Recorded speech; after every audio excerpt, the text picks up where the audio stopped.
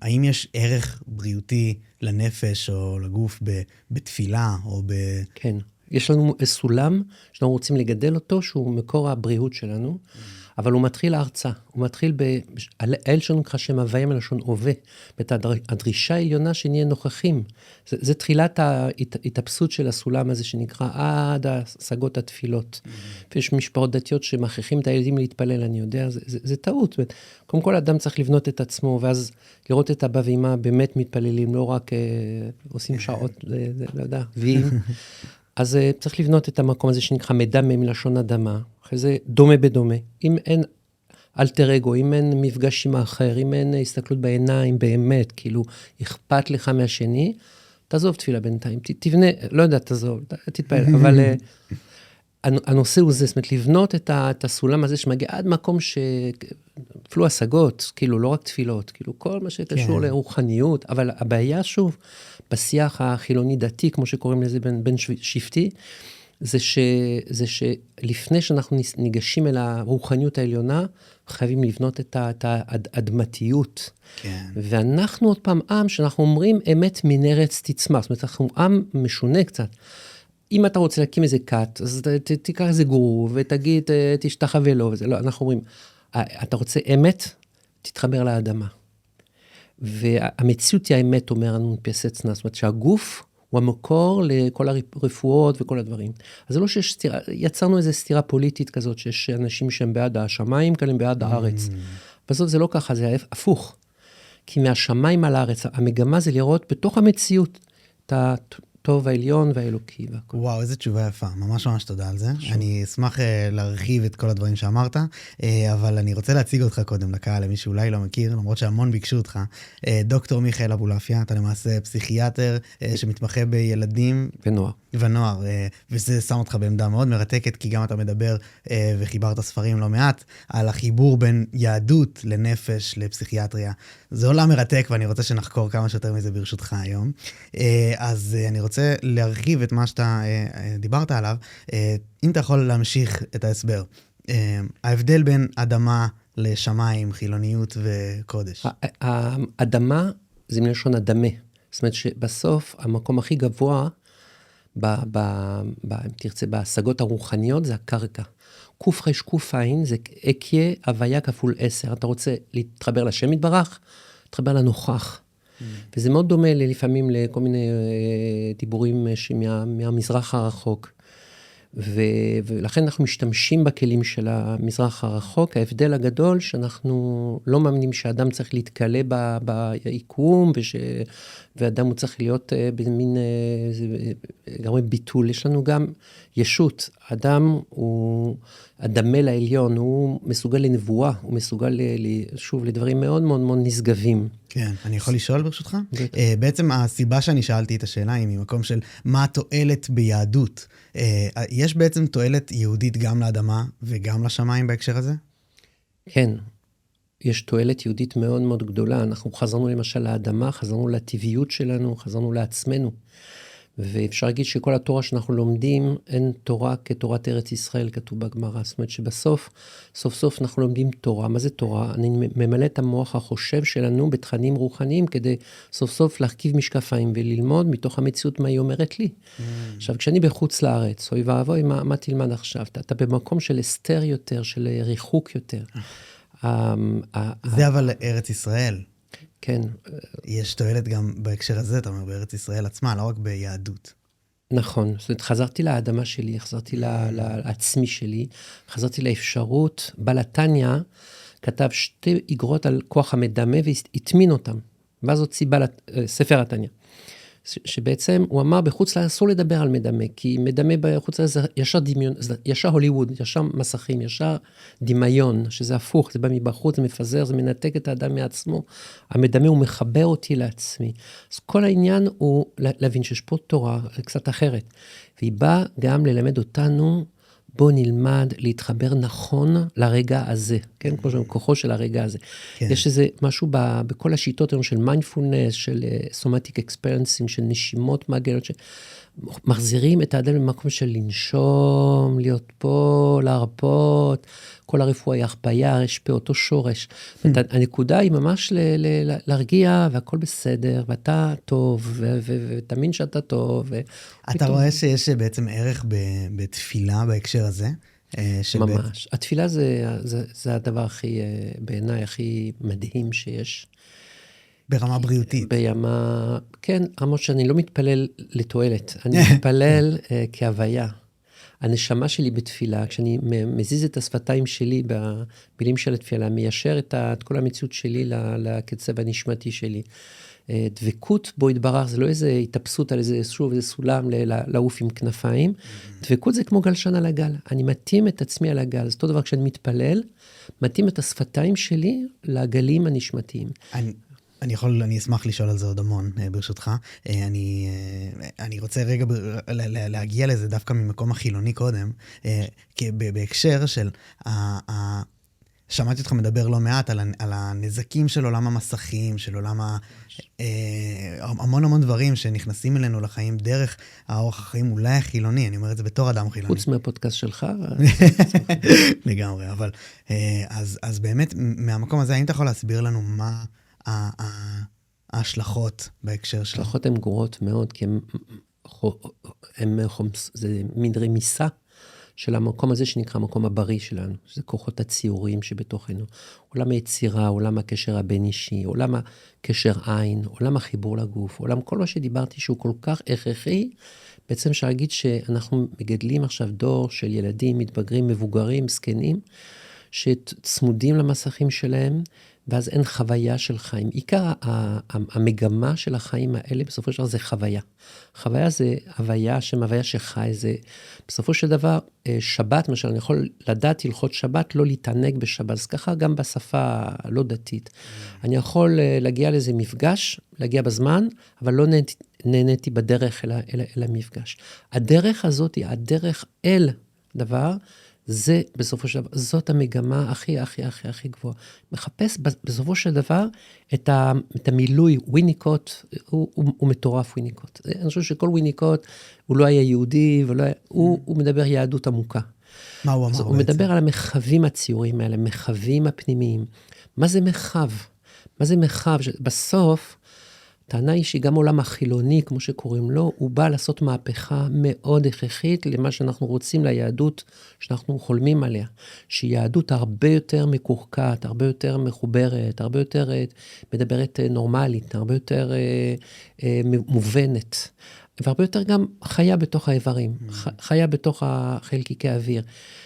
משהו שדורש מאיתנו טבעיות, אז הטבעיות של המחו, אז למשל אימא ותינוק. עד כמה אני מחוברת לתינוק שלי, עד כמה אני לא מחוברת, עד כמה אני חי בדמיונות, במסכים שלי. מה זה הדבר הזה שקורה בין האם והתינוק? זה מחב מעבר, זה מקום להיות בו, להיות נוכח בו. המושגים האלה הם מושגים לכאורה בכלל לא דתיים. אפשר להגיד הפוך, שאנחנו בכלל לא דתיים. דת זה סוג של משהו שהמצאנו לקציה לגלות. אנחנו רוצים דעת אלוקים, אנחנו רוצים חיבור, אנחנו רוצים לחיות את האלוקות הזאת. בתוך הזוגיות, בתוך המשפחתיות, בתוך האומה, בצבא, בכל מקום. איזה תשובות מאוד יפות יש לך. תודה. האם אתה יכול, בעצם אתה הרי פסיכיאטר ילדים, אתה יכול להגיד מה אתה רואה בהקשר הקליני שמה, של בעצם דברים שאתה פוגש אצלך? אני יכול לדבר על זה עכשיו 8 שעות, השאלה אם יש לנו זמן. לי יש זמן, בוודאי, כן. יש בתוך האדם מקום, אמא ואבא, למשל. כשאני פוגש ילד, אני פוגש ישר את מה קורה בבית בעצם. כי עכשיו הוא לא מיישר מבט, אז יש משהו עם אבא שחסר. כי המקום ימין נקרא מקום אבא, מקום חווייתי, חוויית העצמי. הוא לא מחובר מספיק לעצמו, יש לו דימוי עצמי נמוך. דימוי זה מידע מאיזה כוחות ציוריים. מקום שמאל זה מקום של שכל, רצון, רגש, מה שדיברנו על זה, שזה מקום אימא. איך אני מכוונת אצל האימא, את המקומות האלה מקום חיובי, או אמוני, ויותר שורשי, וכל אלה הם תיקונים שאני עוסק בילד, אני עוסק בסופו של דבר בלתקן את מה שהוא לא קיבל מההורים שלו. הרבה יותר מאשר לבקר את ההורים, לכעוס על ההורים, לדבר דברים שליליים עליהם, אני רוצה בוא, אני אעזור לך. לבנות מקום אם, מקום וגם חיבור ביניהם, שזה עוד שיטות ושיעורים, כל זה מערכים, שיעורים שאנחנו מלמדים בפסיכותרפיה, אז יש לנו ממש בית ספר מאוד, מאוד מדהים, עם 150 תלמידים שלומדים ב-12-13 שנה. זה בעצם הדגש, העיקר הזה של ליצור אימא. אז למשל, כדוגמה. ומה פה אתה רואה בהקשר של בעצם אותו נזק שדיברת על הריחוק הזה שקיים, שאולי גם, אם הבנתי נכון, תפילה ויהדות יכול להיות מענה עבורו. עוד פעם, אני חושב שבאמת התורה היא לא קרדום לחפור, אומרים, זאת אומרת, היא לא כלי עבודה. בוא אני אתן לך פסוק, אתן לך איזה תורה, אתן לך איזה להגיד איזה תפילה ויהיה בסדר. זה לא עובד ככה. תורה היא מין דבר אתה תורה, אני תורה, אנחנו תורה, אנחנו ספר תורה. כתוב בגמרא איזה טיפשים הפרסים האלה, שקמים לפני ספר תורה ולא לפני תלמיד חכם. כי בסוף אדם הוא יכול להיות בעצמו, הוא ספר תורה. אז אני רוצה להתחבר לתורה דילי זה נקרא, תורה פנימית שלי, שבתוכי. בשביל זה יש תורה, יש מצוות, יש תפילות, ויש עוד הרבה דברים, יש דרך ארץ, יש גוף בריא, יש תשובה גופנית, תשובה נפשית. זה מה שבסוף בטיפול היהודי אנחנו לא עוסקים ביהדות, זה מאוד חשוב להבין. אנחנו מלמדים את המפות, את ההבנות של חז"ל, שהן מדהימות, ואי אפשר בלעדיהם. כן. וכמובן מחברים את זה גם לתורת הנפש היותר מודרניות של מרטין וויניקוט. אני בטח לא לוקח שום דבר מהדברים האלה בהקשר של איזושהי כפייה או רצון להכניס דוקטרינציה. כמובן שאני לא הולך לשם בכלל. אני כן חושב אבל שיש לך שמעתי אותך המון מדבר, וגם קראתי ספרים, שאתה בעצם מדבר יהדות ברמה טיפולית. לגמרי, יש למשל... כבר נחזור לפרק, אני רוצה קודם כל להגיד תודה לספונסר של היום, מיקוליביה. אם אתם מתקשים להתרכז מהלך היום, זה בדיוק בשבילכם. אם יש דבר שעוזר לי להתרכז ובאמת לקיים שיחות ארוכות ולהישאר חד ומרוכז לאורכן, זה פטריית הריסיום, או בלשונה העברי, פטריית רעמת האריה של חברת מיקוליביה. מיקוליביה היא החברה הוותיקה בשוק בישראל, בתחום פטריות המרפא, וזה מאוד ניכר באיכות. אני אומר לכם את זה בתור מישהו שמנסה לא מעט תוספים, אין משהו שמשפיע עליי יותר באופן מיידי, אני צורך את זה כבר שנים. פטריית הריסיום של מיקוליביה ספציפית. מאוד מאוד עוזרת, ואני מאוד מאוד ממליץ לכם להשתמש בזה. מדובר במיצוי מרוכז באיכות גבוהה, ופשוט מאוד קל לקחת את זה כל יום. אם בא לכם לנסות, יש לינק בתיאור של הפרק, וכאן לגבי המסך, יש גם ברקוד. מוזמנים להשתמש, תשתמשו בקוד דושי, ותקבלו 10% הנחה בעת רכישת הפטריה. פטריית הריסיום, רעמת האריה. שוב, תשתמשו בקוד דושי. תודה רבה למיקוליביה, וכעת נחזור לפרק. יש 50 פרשיות עם המחוברות, כנגד 50 שערי בינה. כלומר, אם נפתח את המוח החושב הזה, אנחנו נמצא קונספציות, תבניות חשיבה נקרא לזה. כל פרשה זה לא סיפור של מה שהיה, אלא זה מכניס אותנו לתוך עולם שלם של עבודה עצמית, של אותה תבנית, אותה עבודה. וכל פעם אנחנו נכנסים פנימה, למשל פנימיות התורה, כשאתה לומד דברים בצורה פנימית, גם כן עוד יותר, להעמיק בתוך כל הקוביות האלה, התובנות האלה, ואז אני מאיר מה מאיר? מאיפה בא האור?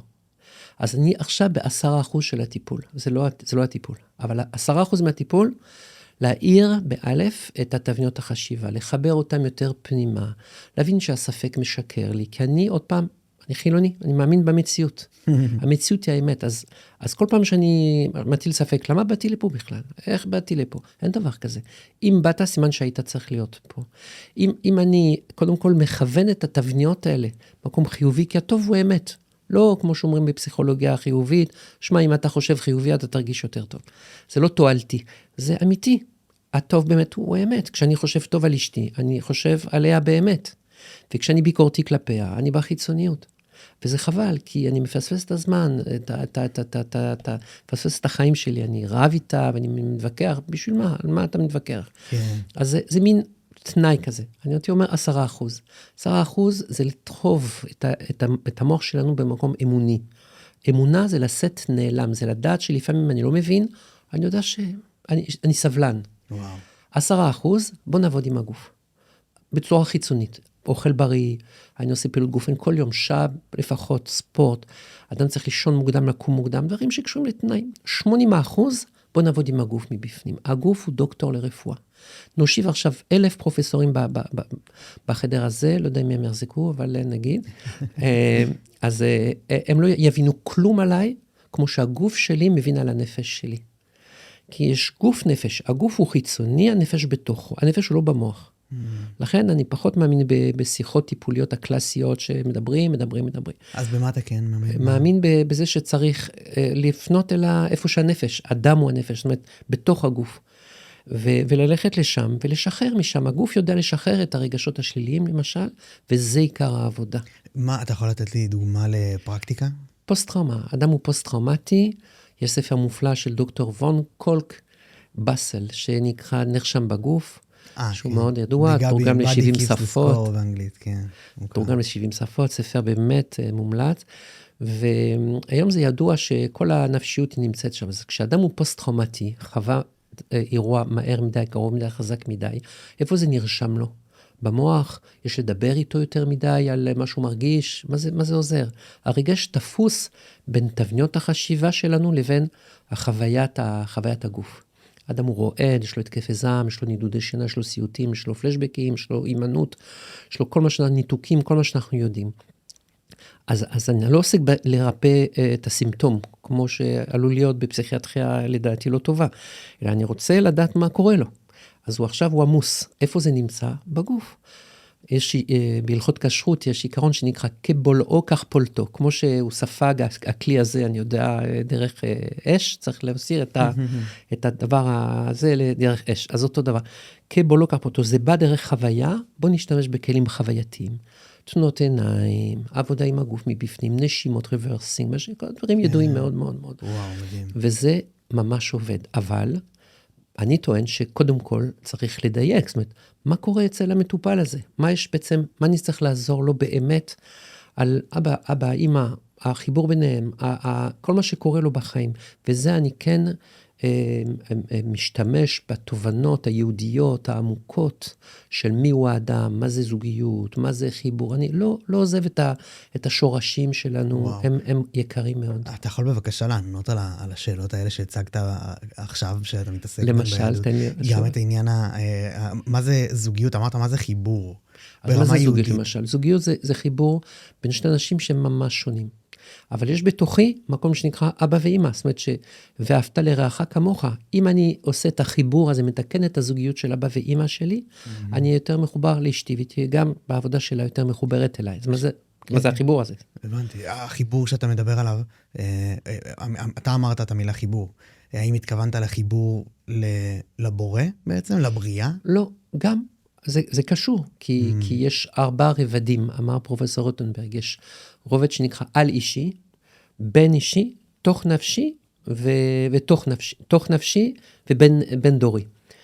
זאת אומרת שיש קשר בין מה שקורה ביני לבין ההורים שלי, לבין מה שקורה ביני לבינו, ביני לבין אשתי, ביני לבין עצמי. אז נמצא את הרובד במה לעבוד, עם איזה רובד לעבוד. כי לפעמים אני תקוע, יש מבוי סתום בתחום מסוים, משל האדם עם אשתו. אז בוא נעשה, אני עושה עבודה איתך, תעזוב אותה. היא לא רוצה לעשות עבודה עכשיו, הפוך. כן. אנחנו נעשה עבודה איתך, ומתוך זה שנעבוד איתך, אנחנו נתקן משהו גם בתוך הקשר. זה לא מיסטי, זה גם נורופיזיולוגי. כי בסופו של דבר, כשאדם עושה עבודה על עצמו, מרפא, משחרר, באמת משחרר, בצורה אמיתית, אפשר לספר על סדנות של שחרור, ובסוף אתה לא משחרר, זאת אומרת, מה זה שחרור אמיתי? ברגע שאנחנו מצליחים באמת לשחרר, משהו קורה כבר אצל השני. וואו. יש מהדהד כאילו את ואז הזוגיות משתפרת. האם אתה בעצם בתהליך שאתה גם עובד עם ילדים, אבל גם, אני מניח... מההורים גם. מההורים. האם אתה עובד איתם על הדבר הזה? לחלוטין. למעשה לשחרר דברים אצל עצמם. כל הרפואה היא הרפיה רשפה, זה אותו שורש. אתה יכול להסביר את זה קצת יותר? רפואה, הרפיה זה אותו שורש רשפה. כן. בסופו של דבר, הבסיס של מוח ימין שאנחנו רוצים כל כך להצמיח, זה ימין ואחורה, זה נקרא מערכת הפרסימפטית, מערכת ההרפיה. בסופו של דבר מה שחסר לנו בחיים זה להרפות. ובשביל להרפות צריך שיטות שיודעות לעבוד על להרפות, כי זה לא הרפיה מבחוץ. אפשר כולם לסגור עיניים, לשמוע מוזיקה, לעשות נשימות, זה עובד קצת. בסוף יש משהו אחר שקורה, זה דברים שחוויתי, שהגוף שלי זוכר, ואני רוצה משם לעבוד. עם הלא מודע שבתוך הגוף, עם הלא מודע הזה, זה שיטות יותר שצריך כמו מסע, כמו ששיטת המסע למשל, אני עושה מסע בתוך המקומות, בשכבות, בתוך הגוף, זה המפה שלנו, זה מה שאוגדן הגדיר, טוסטין, ביון, כל התרפיה המודרנית הזאת שאומרת, כתוב בתורה שכשחטאנו מעץ הדת טוב ורע, אכלנו מעץ הדת טוב ורע, אכלנו אותה מה שנקרא, אז נתקענו בעולם של דעת. ומאז אנחנו קצת יצאנו מגן עדן בסופו של דבר, לא קצת אלא הרבה, אנחנו עובדים מבחוץ. אנחנו כאילו אנליטים כאלה. רוצים לחזור לגן עדן, רוצים לפתח מחדש את הצד ימין. עכשיו, מה זה האכילה מעץ הדת טוב ורע? אז לבשנו כותנות אור בעין. כתוב במדרש רבה, אצל רבי מאיר כתוב כותנות אור באלף. זאת אומרת שכל העבודה שלנו, להפוך את האור לאור, את העין לאלף, לזכך את האור. כי האור שלנו מלא מלא מלא גדוש, מנתק אותנו מהחוויית הנוכח הזה, שאנחנו כל כך רוצים אותו וכל כך יקר לנו. בסופו של דבר זה מה שעושה את הזוגיות, מה שעושה את העבודה עם הילדים, זה מה שעושה את העבודה בכלל, עבודת השם. זה המקום הזה שנקרא נוכח, זה כל כך חשוב. ובשביל זה אנחנו רוצים לעבוד עם אוגדן קרא לזה הקצה הפרימיטיבי של החוויה. להיות במקום איפה שאנחנו במקום, איפה שזה קורה. הכל מתרחש שם מתחת לאור. וואו, מדהים. אני רוצה ברשותך, אני גם אשמח שאנחנו נגיע עוד בהמשך לתת מודע, אני הכנתי פה את זה שאני רוצה שניכנס לשם, שמעתי אותך מדבר על זה וזה בהחלט מרתק.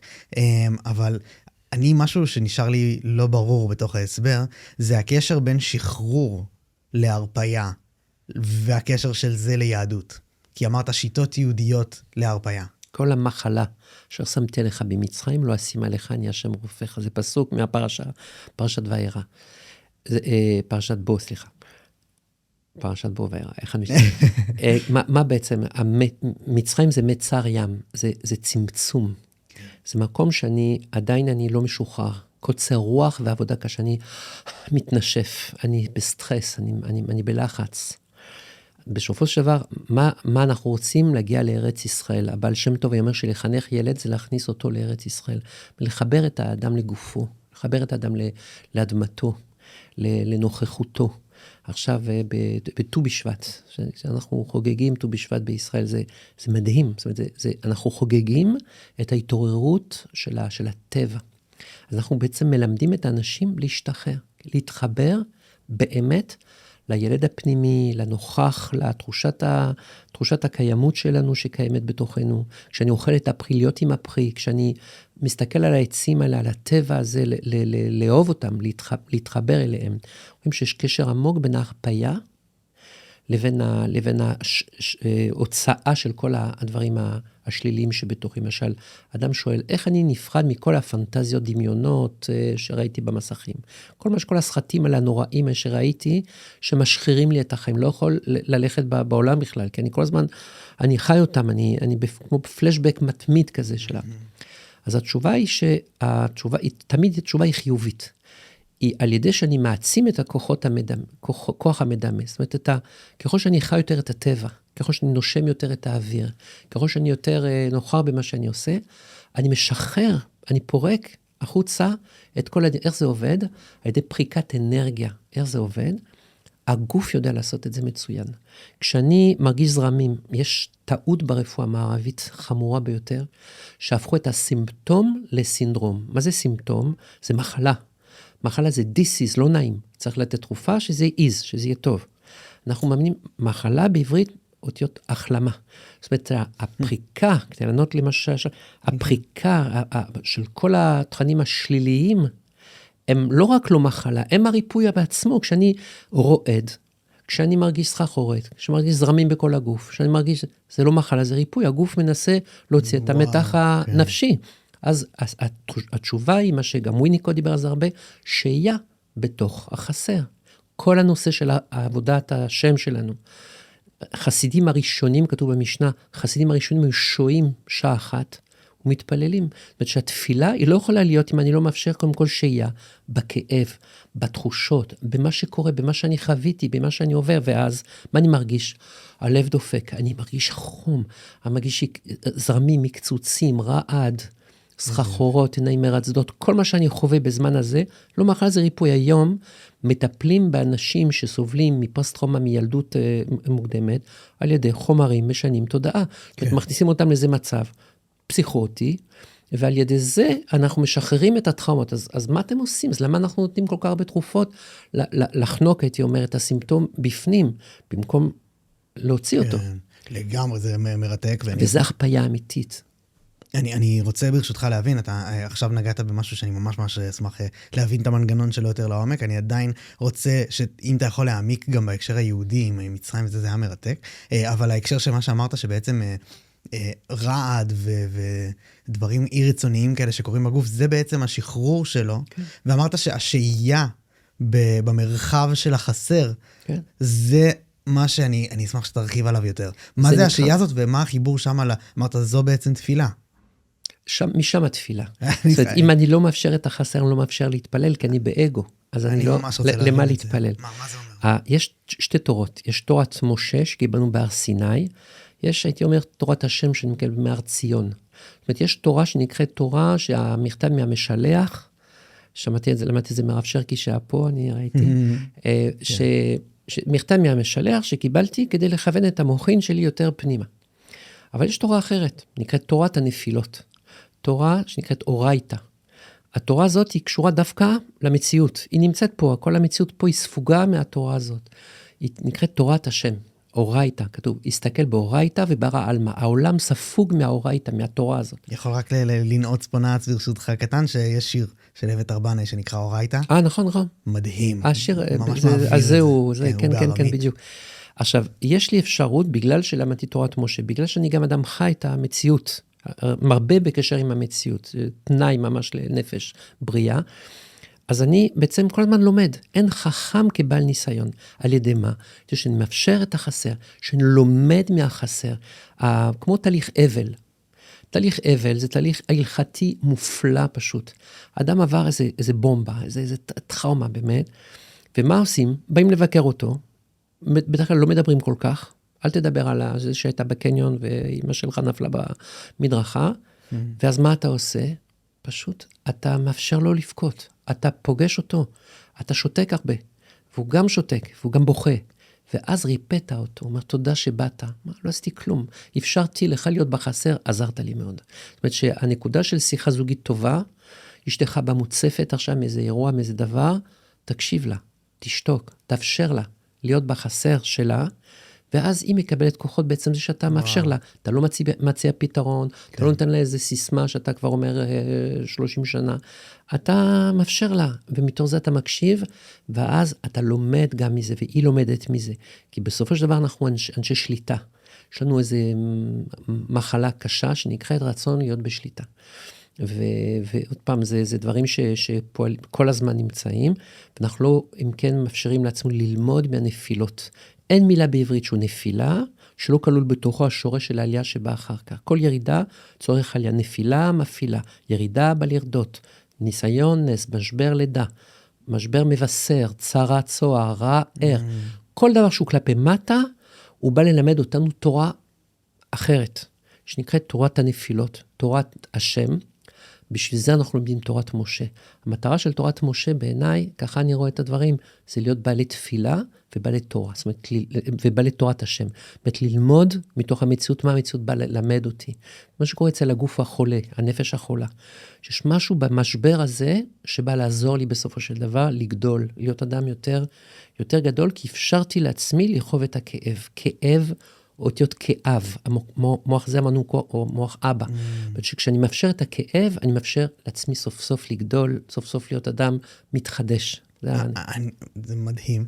אני רק, החיבור שאולי מובן מאליו לך, ובגלל זה אני לא מבין עד הסוף, זה בין מה שאמרת עם משה לדוגמה, והתפקיד שלנו לעבוד את עבודת השם ודברים בסגנון, בפועל השחרור כאב הזה, השהייה הזאת, תפילה ושהייה, עוד לא הצלחתי לגמרי להבין. התורה היא לא שחרור, למשל התורה היא מילוי בתוכן רוחני, אבל בסופו של דבר, אני מאפשר, בגלל שאני לומד את הדברים בצורה יותר עמוקה, חז"ל קוראים לזה, יש לי יותר יראת שמיים. מה זה יראת שמיים? אני רואה יותר את השמיים פה במציאות. כי מהשמיים על הארץ. יראת שמיים זה לא פחד שמא אני אחטוף איזו סתירה בין העננים, אני יותר רואה שמיים פה במציאות, אז אני יכול לשחרר יותר, פחות בסטרס, פחות בלחץ, פחות בפחד שמא אני אחטוף איזה דוח מאיזה שוטר, או שאני אחטוף איזה מחלה. אז לדעתך התפקידה של התפילה, בין היתר, אתה לא עושה את זה עבור תועלת, אמרת, זה להכניס אותי למצב הזה, הגופני של חיבור להווה. שוב, אני מאוד נזהר מלא להשתמש במילה תפילה, במילה שימוש בתועלת. שוב, התפילה היא לא, אני לא מתפלל כדי. זה, קוראים לזה בגמרא, זה נקרא אב, תן, זאת אומרת, אני לא מבקש משהו בסוף. אני מאפשר לעצמי להיות עם החסר, ומתוך זה אני מתעורר לאיזה משהו הרבה יותר עמוק, שרוצה להופיע, להיות צינור לטוב האלוקי הזה שרוצה להופיע דרכי. וזה מה שקורה בחיים שלנו. בסופו של דבר, התפילה היא מביאה לידי עבודה של עצמי עם אני. זאת אומרת, זה לא לקרוא לו לעזרה וככה. אני מייצר צינור שהוא יותר זך, יותר טהור, ואז אני מאפשר לעצמי שאפשר שהדברים יופיעו יותר בצורה נכונה. איזה יופי. בקליניקה אתה בעצם עוזר, ובבית ספר, בהכשרת מורים למעשה שאתה עושה. אתה מכווין אנשים במהלך טיפול לגרום לבן אדם להיות במצב הרפייתי כזה שמשחרר את הכאב. לגמרי, כן? לגמרי. כל הכלים שהם, כמו שאומרים, ליהודיים, אין יהודיים, הכוונה, מה בעצם הנקודה? אנחנו הופכים את הכוח הריפוי לכוח עצמי. אנחנו לא מרפאים את האדם מבחוץ. מי שעושה עבודה על עצמו, זה מטפל על עצמו. אני בעצם עוזר לך, למשל, גם בטיפול התרופתי, אגב, ואני אתן קצת משהו לשינה, וקצת עוד משהו, ואני אתן לך גם תאריך, אני אגיד לך כמה חודשים בלבד, ובוא נעשה את העבודה הזאת וכו'. המטרה, בסופו של דבר, להפסיק את התרופה. למה? להפסיק את התרופה, כי המטרה לעורר את כוחות הריפוי שבך. אותו דבר, אפשר דמיון מודרך. עכשיו נסגור עיניים, ואנחנו נכנסים לאיזה טרנס כזה, שאנחנו איזה אי בודד, ואני נכנס לאיזה בקתת עד, ופפפפפ. הדמיון נובע זה נובע, מה שעמית קדם המציא, שאתה עובד עם הדימויים הגופניים, ושם יש ים של תכנים, של דברים, של דימויים שקורים, ויש איזה סרט שזה בא ממך. כל מה שבא ממך, המטופל, זה נכון וזה ירפא אותך. כל מה שבא, לכן, קודש זה חירות, זה חופש. כמתחיל החופש, כי בסוף, ככל שאני בא יותר בכפייה, אני פחות מרפא. ככל שאני בא יותר להעצים את המקום העצמי שאצל אדם, אני יותר מרפא אותו. אז אם ככה, אז כל הכלים, יש לי חבר, קוראים לו דוקטור מרדכי ליפו, איש מופלא. יש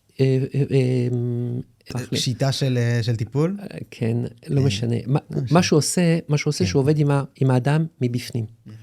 הוא עובד עם האדם מבפנים, ויש משהו שכשאתה עובד עם האדם, שום המוזיקה מתאימה לו, בדיוק לדופק שלו, בקצב של הדופק שלו. זה מחבר אותו פנימה. ושוב פעם, מי שמרפא את האדם זה הדופק שלו. כי אתה שומע מוזיקה, ביופידבק, סליחה. ביופידבק דרך כלל מפציצים אותך בכל מיני דברים, כל מיני גירויים, ואתה צריך להגיב להם, ותוך כדי אז להרגיע את הלחץ דם, את עצמך, להוריד מתח. פה זה לא, אתה שומע מוזיקה מתאימה לדופק שלך, בקצב של הדופק שלך, זה מחבר אותך פנימה. כל מה שנעשה יותר על ידי הכוחות של האדם, זה עוזר יותר. כי האדם הוא הדוקטור של הרפואה של עצמו. המשפט דמיון נובע, הוא ממש עושה סדר, ולהיכנס לתת מודע, אני אשמח ברשותך, כי בעצם מה העבודה שהערך הזה שאתה מציע בעצם במסע, אל תוך התת מודע בעזרת דימויים ודמיון, כמו שתיארת. קודם כל, יש משהו, אני חושב, ביהדות, שהתת מודע הוא יותר קטן ממה שרצו להגיד. זאת אומרת, הרבה אני מודע. בסופו של דבר, יש הרבה פרה מודע. דברים שאני יודע אותם, רק אני לא עוסק בהם. אני יודע שיש דברים שלא עושים, משל, בוא נקרא אימפולסיביות, תוקפנות, אלימות, התקפי זעם. הזעם נמצא גם מתחת לאור שלי. אני חוויתי בעצמי טראומה, אז אני בעצמי קצת ככה מאוד, מאוד, מאוד עמוס ברגשות שליליים. אז אני מתנהג אז איפה הלא מודע הזה? הוא לא במוח, כמו שעשו ציור, אני זוכר, של פרויד עם לא מודע במוח. הלא מודע הוא באור. אז שם אנחנו עובדים. זה מקום שאדם הוא יכול בקלי קלות להיחשף. קוראים לזה בארמית, קוראים לזה להשתעה מודע. זאת אומרת, להוציא מהלא מודע אל המודע, לגלות דברים. מתוכו. הגילוי נמצא בתוכו, הכל נמצא אצלו. זה מה שמדהים, הקדוש ברוך הוא בבריאה המופלאה, שהאדם הוא מסוגל לגלות מתוך עצמו את התכנים הלא מודעים שמוסבים שם. כתוב שכשהקדוש ברוך הוא ברא את האור, הוא במעשה בראשית, התמין את האור לצדיקים לעתיד לבוא. זה אנחנו. אנחנו, הדור הזה, כולם צדיקים, אנחנו צריכים לגלות את האור שמתחת לבלטות, בתוך הכאב, יש אור גדול שרוצה להתגלות, ואנחנו צריכים פשוט להיות בהקשבה למשהו שרוצה כל הזמן להופיע. זה טוב אמיתי שרוצה להופיע. בתוך המשבר הזוגי עוד פעם, אפשר שאנחנו נבנה ערים. רק שבתרבות המפונקת, הייתי אומר, שברגע שיש משבר, אנחנו מנתקים. כן. אנחנו בעצם, הבעיה זה ההימנעות, שיש משהו לא מודע שמפעיל אותי, ומה אני עושה ישר? מנתק. למסכים, בורח מהמציאות, הולך להודו, אני יודע, כל אחד יבחר איך לברוח. בסופו של דבר, אני לא רוצה לברוח. הטוב נמצא עכשיו פה בחדר. הטוב הוא נמצא בזמן שאתה הולך ברחוב, מרגיש את החלקיק האוויר על עצמך, מרגיש את האדמה מתחת לשיטה מופלאה שנקראת קרקוע, גראונדינג. להרגיש כל הזמן את הקרקע הזה. ושם אנחנו נמצאים בלא מודע. זה הלא מודע. הלא מודע הוא לא איזה משהו מיסטי, אמורפי, ששם כל מיני דברים מוזרים. החלומות למשל, שהם באמת חלון ללא מודע, אז תחילת הלילה, יש מה שנקרא 60 ממוות, זה חלומות סתמים, דברים שראיתי, דברים שמציקים לי, דאגות. סוף הלילה זה נקרא 60 מנבואה. בית אדם, הוא יכול להפוך את החלקים החשוכים של כל מה שהוא חווה, לאיזה מין מסר כזה, לאינטואיציה בריאה נקרא לזה, לאיזה מין, כשהוא מתעורר בבוקר, יש לו איזה תובנה חדשה. הוצאתי ספר שנקרא טיפול נפשי ארץ ישראלי. יש 18 כלים הכי טובים בתחום בריאות הנפש בשינה. האדם הולך לישון בזמן מוקדם, לקום מוקדם כמה שאפשר, ויש 18, יש תנועות עיניים מאוד מהירות, יש נשימות מאוד ככה עמוקות, יש מפגש עם הגוף מבפנים, יש חלומות, עוברים סדנה טיפולית כל לילה. כל הכלים שמלמדים במכון שלנו, יש לנו גם תוכנית קצת שנקראת לגעת בנשמה, שזה כל מי שירצה גם בזום. המטרה זה ללמד לכלל האנשים, לכולם, אני רוצה, כולם את הכלים האלה, כי הם פנטסטיים, כי הם חשובים. איפה הם מופיעים? בשינה. אז במקום אפילו לטפל, או לא יודע, קודם כל תישן טוב. אחרי זה תבדוק מה נשאר. שמה יש עבודה עם הלא מודע. כל הלא מודע משתעה מודע. זאת אומרת, נהפך להיות יותר מודע, ואז אתה משתחרר, בלי לדעת בכלל. אני גם אשמח שתרחיב ברשותך על הטיפולים האלה, שאמרת שנמצאים בשינה, אם אתה יכול לפרט קצת יותר מה הם, אבל בעצם בתחום החלומות והתת מודע והחיבור ביניהם, יונג הוא אחד הגדולים. הוא בעצם הסתכל על זה מנקודת מבט באמת מאוד נשמתית מחשבתית. הוא הסתכל בעצם לתוך עצם עיניים וראה דברים, ובעצם דרך זה הוא אמר שהוא עושה סדר בתת המודע שלו. איך זה בפועל עובד המנגנון הזה, אם אתה יכול להסביר? הדימויים הפנימיים שיש בתוכנו, הם בסוף איסוף שנקרא איים של משמעויות. למשל, אני רואה תלמיד חכם, ואני רואה את הכותל, ואני רואה זה. אני מתחיל ליצור לעצמי ציורים, שהם ציורים נעלים. אפשר הפוך, אני רואה פנטזיות אפלות, ודברים של, אני מכור, אז אני יצרתי ייצורים, או לעצמי, דמיוניים, שהם סתמים. אז אדם מכוון פה, זה כל העבודה של חז"ל, לכוון את העיניים שלנו. בעולם הקבלה, עולם השבירה, שזה מקור המשבר, זה אורות העיניים. אדם הוא צריך לכוון את המבט שלו, בצורה, עוד פעם, בצורה יותר פנימית, יותר חיובית, יותר נעלה, מה אני מסתכל בעצם, מה אני רואה, כשאני מסתכל עליך, מה אני רואה. כל זה, אני יכול להיות רק בחיצוניות, וזה באמת, הייתי אומר, מגמה מערבית מאוד ברורה, דוקטור דניאל שליט כתב ספר שנקרא איש הקניון, שאדם מכניסים אותו בתוך איזה קובייה, מנתקים אותו מהדימויים הפנימיים, ושמים לו משהו למעלה שלא יראה שמיים, משהו מתחת לרגליים שלא ירגיש אדמה, ו4 קירות, ומוזיקה בדרך כלל באנגלית. ככה תקנה בעזרת השם דברים שאתה לא צריך, כי אתה מדומיין כולך, מנותק מעצמך, רק נמצא בחסר של איזה מין מועקה כזאת, שאתה חושב שהקנייה היא תביא אותך לאושר. ביהדות הוא חושבים הפוך, שהדימויים הפנימיים הזה, שהם עוד פעם, הם איסוף של כל מיני חומרים שאנחנו חיים אותם, הם עיקר העבודה שלנו. להתחבר לדימויים שהם פנימיים, שהם עמוקים, שהם אוהבים, שהם מסנגרים. זה הנקודה להיות אור לגויים גם, אגב, להאיר את אומות העולם. אין נבואה אלא בישראל. הנבואה זה השריר שלנו, מה זה נבואה? זה מה שאתה אומר, זה עולם של דימויים פנימיים, ברמה שאתה כולך זר וכולך, וזה יש גם רוח הקודש. אומר הרב קוק, זה שאין רוח הקודש בישראל זה מחלה מחבת, אנחנו חולים בעצם. זה שאנחנו לא מצטיירים מבפנים דברים עתידיים למשל, שאנחנו לא רואים יותר את הדברים מבפנים. וזה כי אנחנו לא מזכחים מספיק את הראייה הזאת, שוב. אתה מדבר הרבה גם על הרב קוק וגם על חז"ל. מה הם לימדו אותנו על העולם הזה של התת מודע והעבודה איתו? וואו, אני חולה אהבה לחז"ל. זה מרתק, קודם כל זה מרתק. זה להיות מול האריז"ל, מול הבעל שם טוב, מול הרב קוק, ולהתחיל ללמוד את תורתם, ולהבין שהם היו במקומות כל כך מפתיעים. זה ללמוד דברים שהם כל הזמן מחדשים אותך, זה מה שאני הכי אוהב לגשת ללא מודע הזה, שאני לא אדם שרוצה להיות רדום בחיים שלי, אני רוצה להיות ער כל הזמן, להתעורר מחדש. כתוב, חז"ל, כתוב בתפילה אומרים, מחדש בטובו בכל יום תמיד מעשה בראשית, הכל בהתחדשות. כל החלקיקי אוויר מסביבנו הם מלאות בשמחה, בחוויה, באלוקות. הטוב אני אמצא אותו שוב פעם פה, אבל בשביל זה אני צריך להיפגש עם חכמי ישראל. הם לימדו אותנו את השפה, שהיא שפה שנוגעת עד הלא מודע החולני שלנו. זה מגיע עד לשם, זה אור עמוק, זה כאילו, כשהמחשבה היא עמוקה, היא לא רק שטחית, היא לא רק רדודה, היא באמת מורכבת.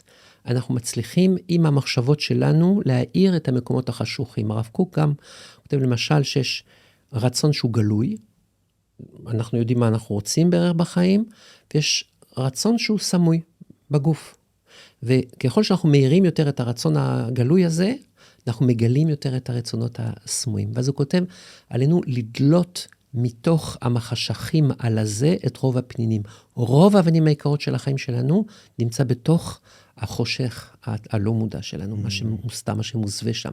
בעצם יש לנו עבודה, עמל ממש, לקחת איזה, כמו באר, מים חיים, אתה חופר, נמצא בתוך מקום של אדמה, ופתאום יש איזה זרם, הזרם היה קיים, רק לא הכרת אותו.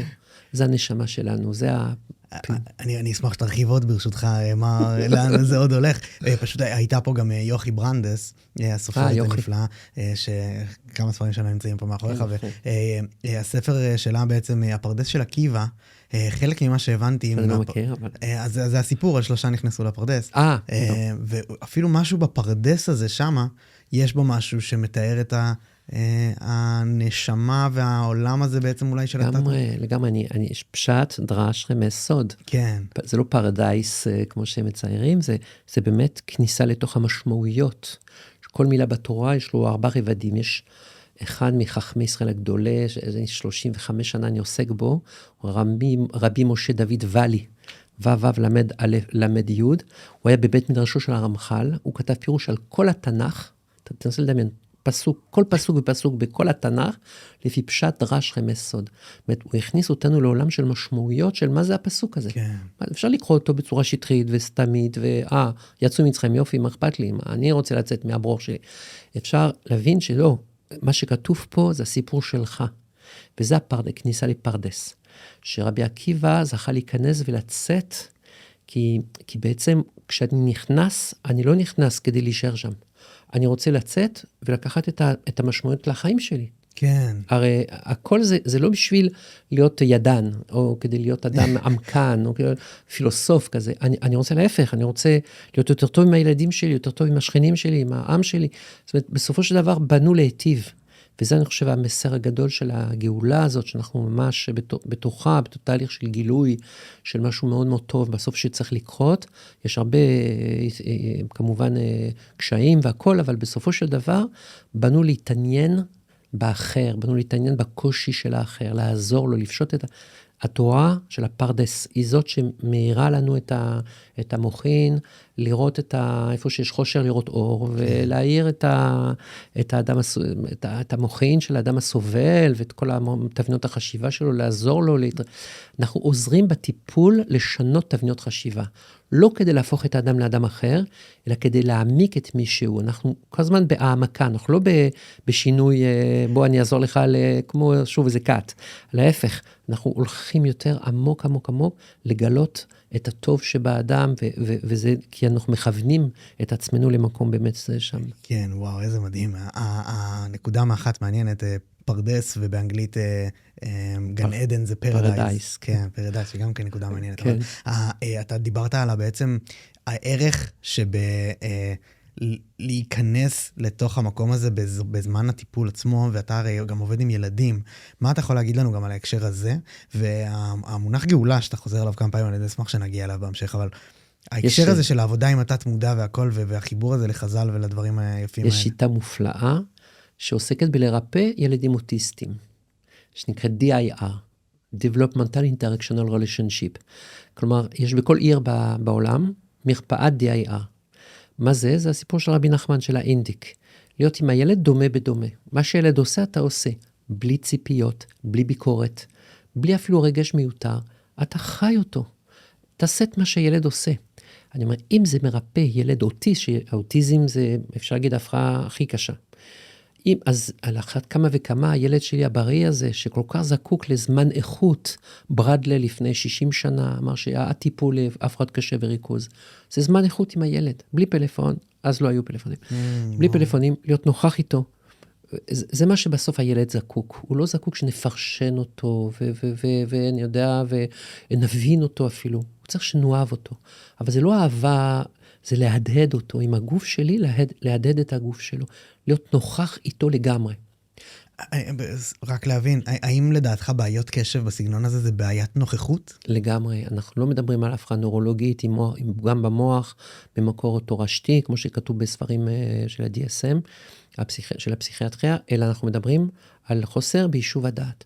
למה אדם לא מיושב בדעתו? פשוט, אמרנו את זה, כל התחלואה הנפשית זה נקודה אחת, כל התחלואה המוחית, הנפשית, אני עובד יותר מדי מוח שמאל, אין לי בסמיק מוח ימין. צד ימין זה הצד שמחבר אותי לעצמי. אז בסופו של דבר יכול להיות חרדה שמקור לקושי בריכוז, דיכאון של הילדות, יכול להיות פוסט-טראומה, יכול להיות נידוד שינה, יכול להיות התמכרות למסכים, יכול להיות מריבות בלתי סופיות של הורים. זאת אומרת, יכול להיות כל דבר בסופו של דבר שמוציא אותי מהיישוב הדעת, מהנוכחות הנפשית. אז מה עושים? נותנים ל-25% לוקחים ריטלין, שזה עיוות מטורף, שבסוף מותחים אותם, דוחים אותם, ואז בעצם ככה רואים שהוא מרוכז, ואכן הוא מרוכז, אבל על חשבון מה? אז בדיוק עובד הפוך, מעלים את הדופמין ואדרנלין, הופכים אותו ליותר דרוך, ואז לך תדע מה קורה בפנים. כל הבעיה צריך לשנות מערכת החינוך מהקצה לקצה, לא עוד השתלמות, לא עוד איזה משהו צריך להיות אחר לגמרי, כמו שרשו בפינלנד. בפינלנד השכילו ממדינה שהייתי הכי מתאבדת, להיות מדינה שהכי לא מתאבדת. איך עשו את זה? שינו את המודל. המודל הוא צריך להיות לעורר סקרנות, לעורר מוטיבציה, לעורר קשר. הביאו את התקציבים של חינוך מיוחד לחינוך הרגיל, ליצור כיתות יותר קטנות, מורה לחיים, מכיתה א' עד כיתה י"ב, משחק עם הילדים בהפסקות. כל המושג הזה של בית ספר פינלנד, לפתח מוח ימין של הילד, לחשוב מחוץ לקופסה, להיות אנשים יוזמים, אנשים עם אומץ לב, אכפתיים מהחברים, מחוברים לחברים. זה מה שרוצים על הכביש, זאת אומרת, רואים בחיי נישואים, היום יש רווקות מטורפת, למשל, ממה היא נובעת הרווקות הזאת? עסקנו בחינוך של להצליח בבגרויות, של להיות הכי טובים, של להיות הכי יפים, של להיות הכי חכמים, אבל בסופו של דבר לא יצרנו את החוכמה באמת. שהחוכמה זה המקום שמאפשר, כמו שאמרנו, להדד את השני, לאהוב, להתחבר לעצמנו, באמת להתחבר לזולת.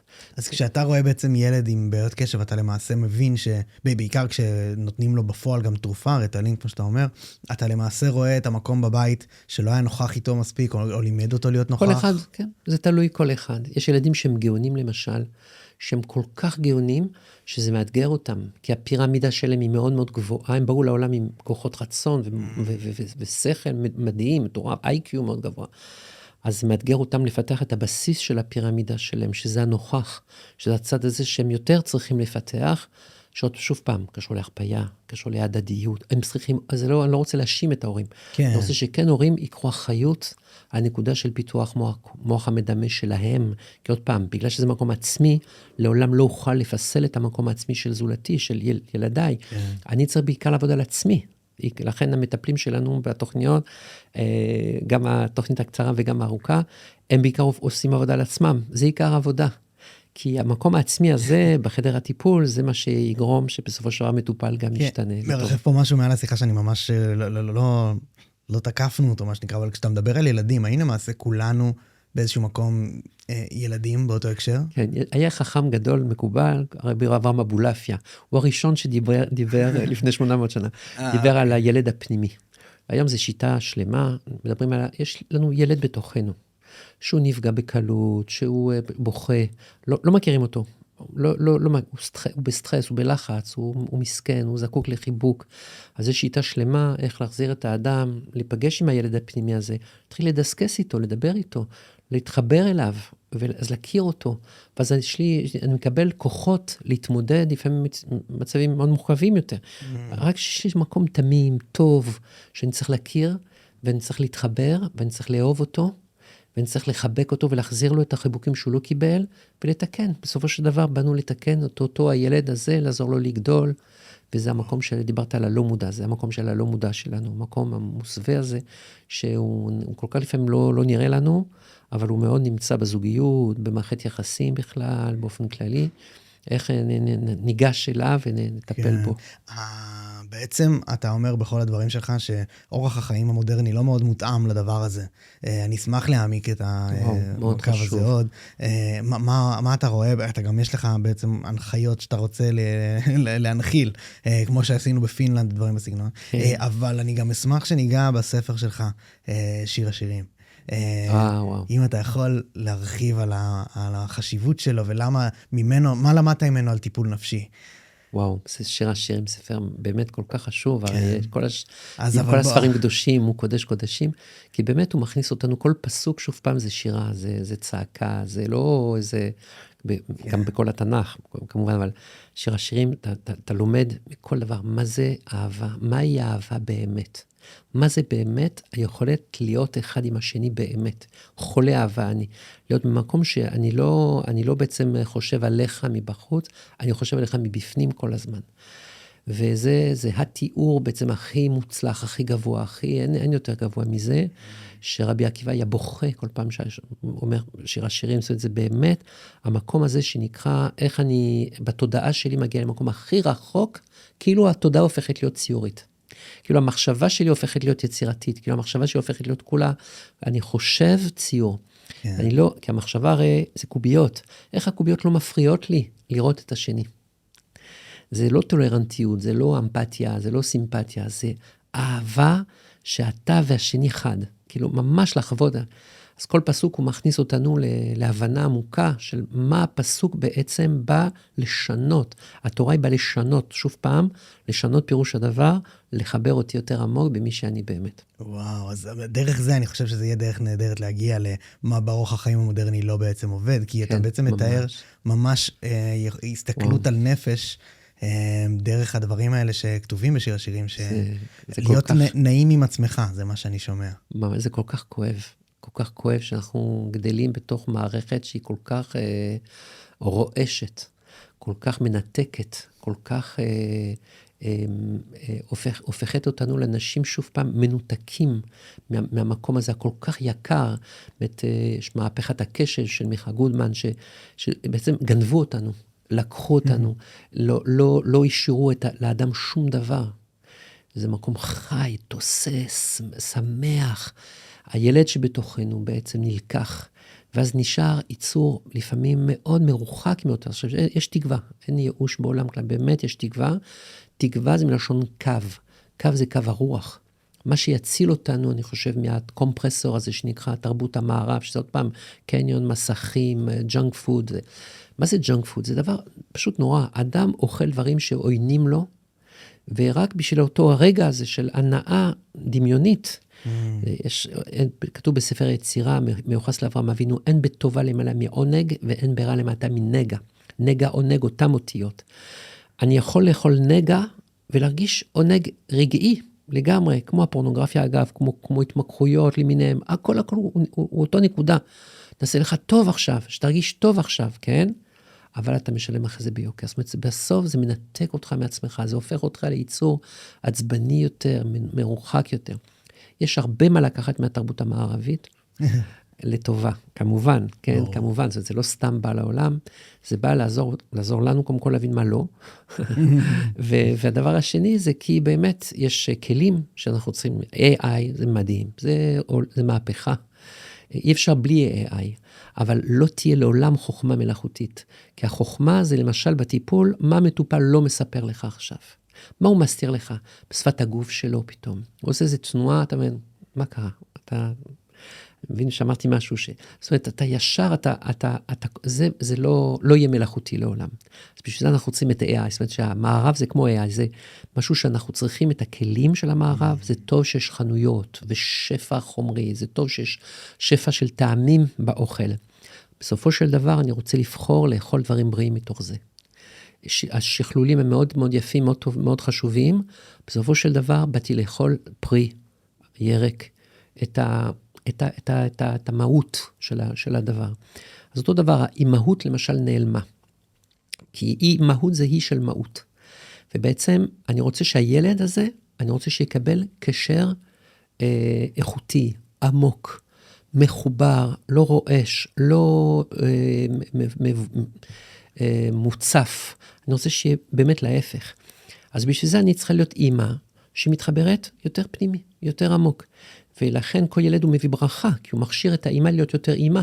בסוף הילד הזה הוא מזכיר לנו בדיוק מה אני רוצה לעשות עם האישות שלי, להיות גם אבא, יותר נוכח, יותר נמצא, יותר רואה, יותר פוגש, ויותר גם מצליח להיות איתו דומה בדומה, ולצאת מהרעש הגדול הזה, מהפיזור הגדול הזה, מכל מה שעושה שכל האישות שלנו יכולה להיות מנותקת בסופו של דבר, בגלל עוד פעם, כל התעשייה העשירה בעולם, שזה תעשיית הניתוק, גנבת היישוב הדעת, גנבת הזיכרון, גנבת המהות שיש באדם. מה הנזק של ההנאה הרגעית הזאת שאמרת שיש אחרי זה מחיר? מהו המחיר הזה שמשלמים? מה שעושה הנאה רגעית זה פיקים של דופמין. אנחנו מאוד אוהבים דופמין, אבל אוהבים דופמין שהוא רך, שהוא כמו קשור לפעילות גופנית, למזון בריא, לשינה טובה, לנשימות.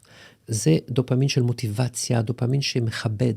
ברגע שאני מציף את עצמי באורות, כן, זה בכלל לא אורות, אבל נגיד נקרא לזה שפע, אבל אין כלים, אז זה עושה איזה היי כזה, אבל שישר מביא לשבירת הכלים. זאת אומרת, בעצם אני, בלי לשים לב, אני כל הזמן, מה זה מסכים עושים את זה מצוין, כן, אבל קוקאין עושה את זה, אותו דבר, זה אותו, הפיקים של דופמין בקוקאין ובמסכים, זה התמכרות למסכים, זה אותם פיקים. זה כאילו מין תחושה כזאת של, סוף סוף קורה משהו טוב בחיים שלי, ואז יש את הנפילה הגדולה. תמיד יש נפילה כזאת. תמיד יש נפילה, כי זה הנאה שהיא לא מחוברת לכלים שלנו. אז האם לדעתך אני הבנתי כשעיינתי בשיר השירים שלך, שזה בעצם מין אפילו נוגדן עבור אותו דבר בדיוק, הפסוקים האלה. בדיוק, כי מה זה פסוק? פסוק זה לתת למוח שלי אפשרות להכיל את השפע. לזה יש פסוק. פסוק הוא לא איזה משהו שאני צריך לשנן אותו, רק לדעת אותו, לדעת מה כתוב בתורה. לא לזה באתי, המחשב יודע יותר טוב מה כתוב בתורה. אני רוצה לקחת את הפסוק למקום של עבודה של יצירת כלים. זה תבניות חשיבה שעל ידיהם אני מכיל איזה שפע שרוצה להופיע כל הזמן. צריך להבין, אנחנו בעולם של שפע. וכל השאלה זה עד כמה אתה מוכן ליצור כלים להכיל את השפע הזה. זה נקרא עונג. בשבת יש עונג שבת. כן. זה מגמת השבת, הייתי אומר. מה זה עונג שבת? כמה בשר, כמה דגים? קשה להגיד. זה לא משהו שאפשר לקמת אותו. אבל מה עושה השבת? ויכולו. הוא יוצר את הכלי. על ידי מה? על ידי כיבוי אורות. על זה שאני פחות עושה, פחות פועל, פחות זז, פחות בפקקים, פחות בתנועה. אז יצרתי איזה עצירה כזאת, אפשרתי לעצמי להכיל את השפע. זה אני חושב, זה כל הנושא של האהבה, בין איש לאשתו, בין אדם לשם יתברך, זה כל הנושא של שיר השירים. שאני לוקח את עצמי, ואני הופך להיות כלי שמסוגל להכיל את השפע, כי אני רואה סוף סוף. אתה יכול להסביר אמרת את המונח עונג שבת? למה הוא בעצם המשמעות? הוא המגמה של השבת. כל השבת כהלכתה, הלכות שבת, זה איך אני מפעיל מוח שמאל, לעשות שבת נכון. כן. אבל מה המגמה בסופו של דבר? למה המילה עונג? יש אחד קוראים לו בת עין, אז הוא קורא לזה, כשאתה כותב עונג, העין בצד ימין. נגע, עין בצד שמאל. עונג זה כשאני רואה את הכל בצורה חיובית. כשהעין הוא ימנית. זאת אומרת, שאני רואה את הדברים בצורה חיובית. מה עושה השבת שלנו? הוא עוזר לנו בסופו של דבר לבנות את הזוגיות שלנו, את המשפחתיות שלנו, את עצמנו, בצורה של דבקות במהות. ערב שבת אנחנו בונים את הצד הנגבי שבתוך האישות שלנו. כולנו מורכבים מאיש ואישה, אני מפתח את המקום הנגבי שבתוכי, זה נקרא, והיינו חובה, אומרים בתפילה, זה כל המושגים של זה, יום השביעי זה נקרא. בבוקר אנחנו מפתחים מקום שנקרא מקום זכי, זה היינו חובו, אנחנו בונים את המקום הזה שקשור למוח ימין. בסעודה שלישית, בתפילה של מנחה של שבת, אנחנו עסוקים בחיבור, והיינו חובם כתוב, זה חיבור. ביני לבין עצמי, ביני לבין החלקים, שכל החלקים שבאישות שלי, צריכים ביום הזה, בסופו מוזמנים להתחברות, להתפייסות, בין חלקים, עוד פעם סותרים, יש לי חלקים סותרים בתוך האישות שלי. באתי להתפייס עם החיים, באתי להתפייס כדי, אחרי זה להכיל את 6 ימי המעשה הבאים. לכן במוצאי שבת, אומרים, ויהי נועם השם עלינו מעשה ידינו, כוננה עלינו מעשה ידו כוננה, אנחנו מאירים את 6 ימי המעשה, בתפילה הזאת של מוצאי שבת.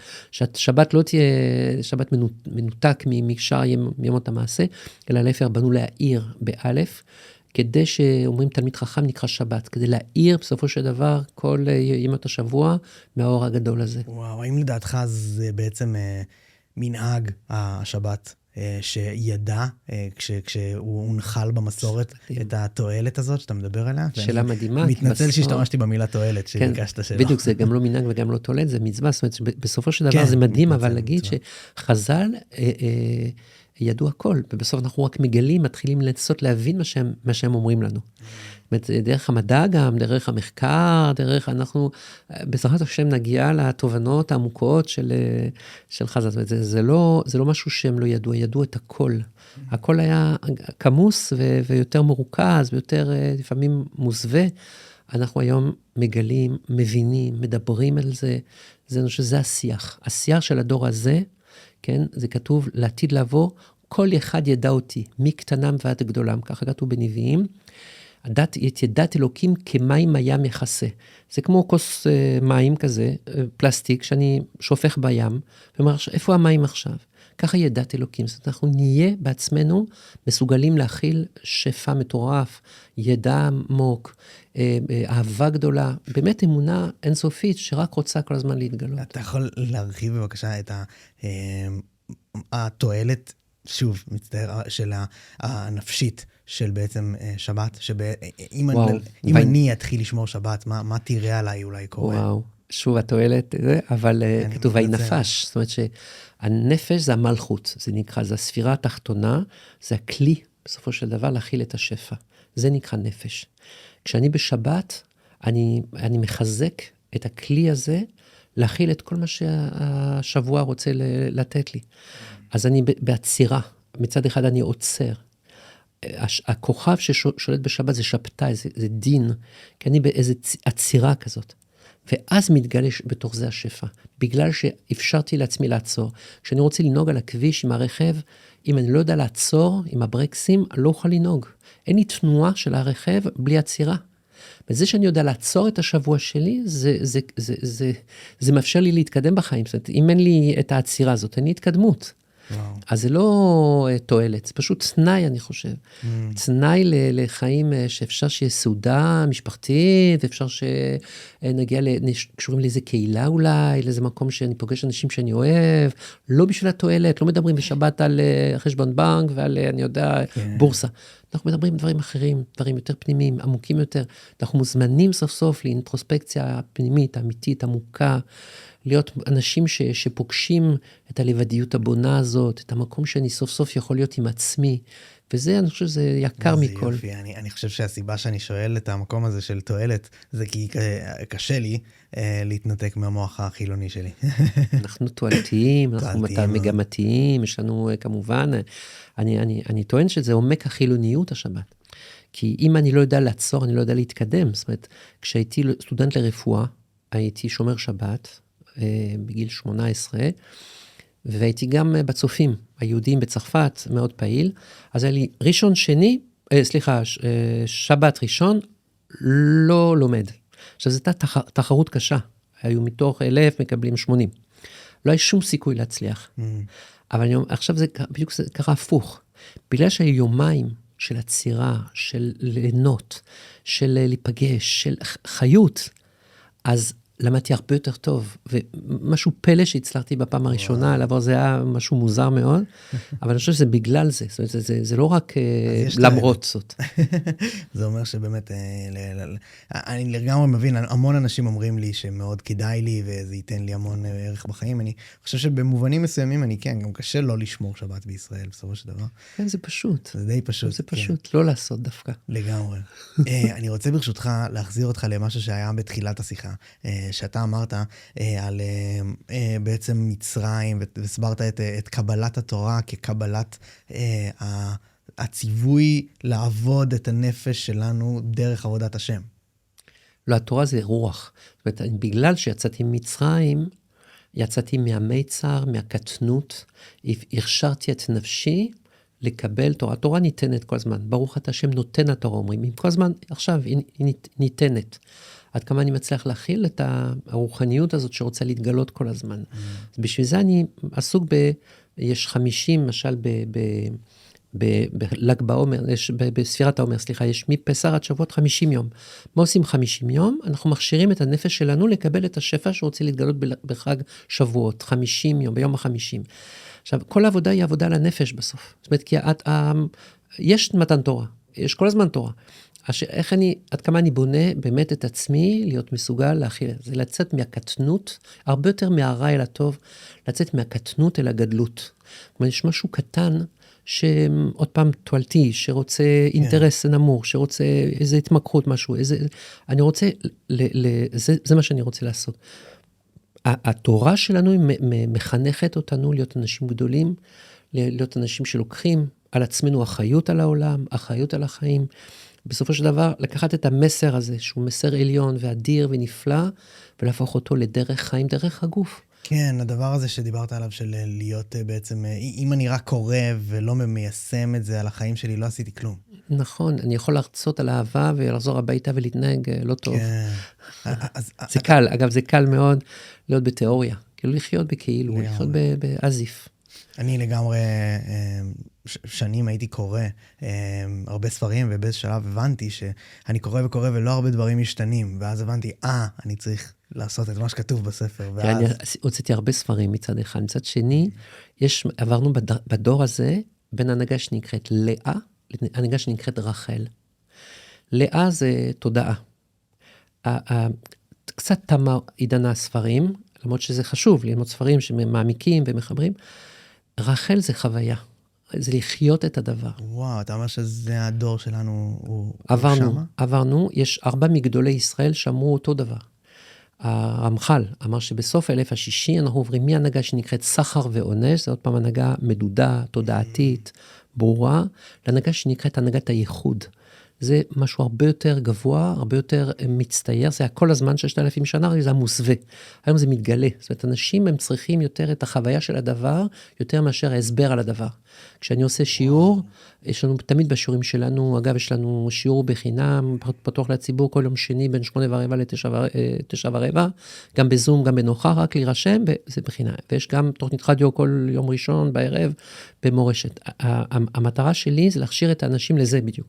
זאת אומרת, כל פעם השיעורים זה, יש למידה, ואז כלים. חווייתיים, איך ליישם את מה שאנחנו למדנו. תמיד התלמידים אומרים, נו, מה עם הכלי? זאת אומרת, בזאת, די, לא רוצים לשמוע אותך, רוצים לחוות. אז זה הנהגה מטורפת. הרבי מלובביץ' לפני מותו אמר, הסתיימת עבודת הבירורים, החלת עבודת הייחודים. עולם הייחודי זה עולם הכוונות, עולם הציורי. לעסוק יותר בחוויית הדבר. הרב קוק גם אמר משהו מאוד דומה, קדושה בטבע, האחרון הרב רפאל משה לוריה, מחסידי סלונים, חברותה של נתיבות שלום, הוא כתב הרבה מאוד ספרים, בסופו הוא אמר אפשר לגנוז אותם, חלק מהם, כי השכינה חזרה אל הארץ.